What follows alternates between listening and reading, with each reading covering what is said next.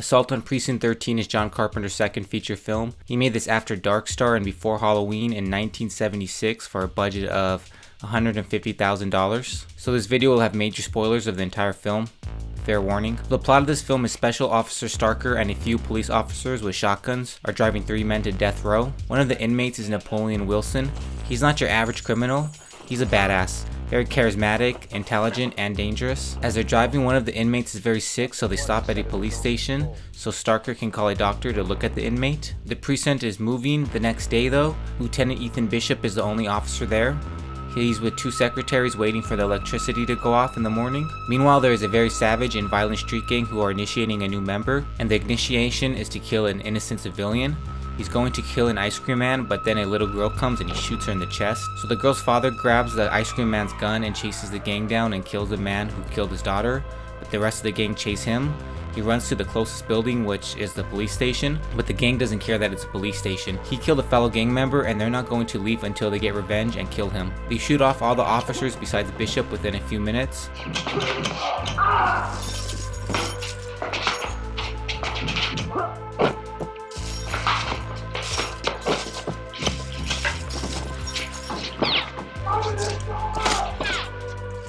The phones and electricity are shut off early, so they're just stuck. The street gangs are just waiting to strike. They have to team up together and protect themselves until someone shows up. They're strapped with guns so they have a chance. They kill a few gang members and the gang kills a few on their side before they hide in the basement, but the cops finally show up and they save them. This film didn't do well in the United States, but it grew a cult reputation starting in England. But 2 years later, John Carpenter made Halloween and the rest is history. This is a pretty short film, less than an hour and a half, but it's really badass. At the time, it was like a modern western presenting itself as an exploitation grindhouse film. John Carpenter's main inspiration for this film was Rio Bravo and Night of the Living Dead. If you're familiar with classic westerns, you can see that the second the gang attacks the police station. The street gang members were presented in this film like the zombies of Romero films. They don't talk. They're usually moving slow as they try to kill you. I like that the gang never speaks. They're just in this film to kill. A lot like Michael Myers. Aside from also making the score of this film, which he is known to do, John Carpenter actually edited the film himself, but he is not credited.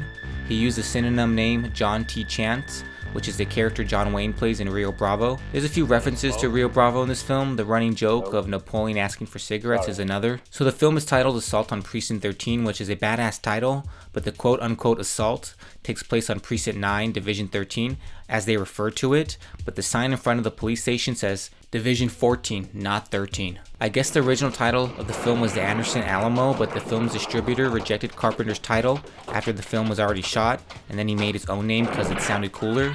This was very confusing for me the first watch. I had to go look it up online. This movie has some flaws. The acting is kind of stiff all around, and some of the sound design of the bullets feel kind of weird, especially with the silencers. But man, I love the gun violence of this film so much. Every time I see the gang tries to break in and they just start blasting their shotguns, I stand up and cheer. This is a film that would be amazing watching with an audience on a big screen. I think all films are better on the big screen, but this one would be amazing. Like I said, the acting isn't great in this film, but that's okay. The stars of the film is the setup and the soundtrack. God, I love the soundtrack so much. I mean, all of John Carpenter's soundtracks are great, but this is the one I listen to the most. And it's just a great setup for a crime, shoot-'em-up film. That scene when he shoots a little girl still holds up. I couldn't believe my eyes when I first saw this film. Brutally killing a child on screen is very shocking to even modern audience. For the film to start with this setup shows you that this director has the balls to go places where other directors won't. I'll admit the rest of the film isn't as shocking, but it's still badass. I think that's the best word for this film. Badass. I watched this film for the first time a few years ago, so I had seen most of Carpenter's films. Not all, but most. And it's so cool to go back and look at what he made at such a young age as he was still developing his craft as a filmmaker. It's just a fun movie. So that's my review on Assault on Precinct 13. Thanks for watching, keep watching, don't forget to subscribe to this channel, hit that like button, and follow me on Instagram, cinemajunkies_. Don't forget the underscore. I want a vanilla twist.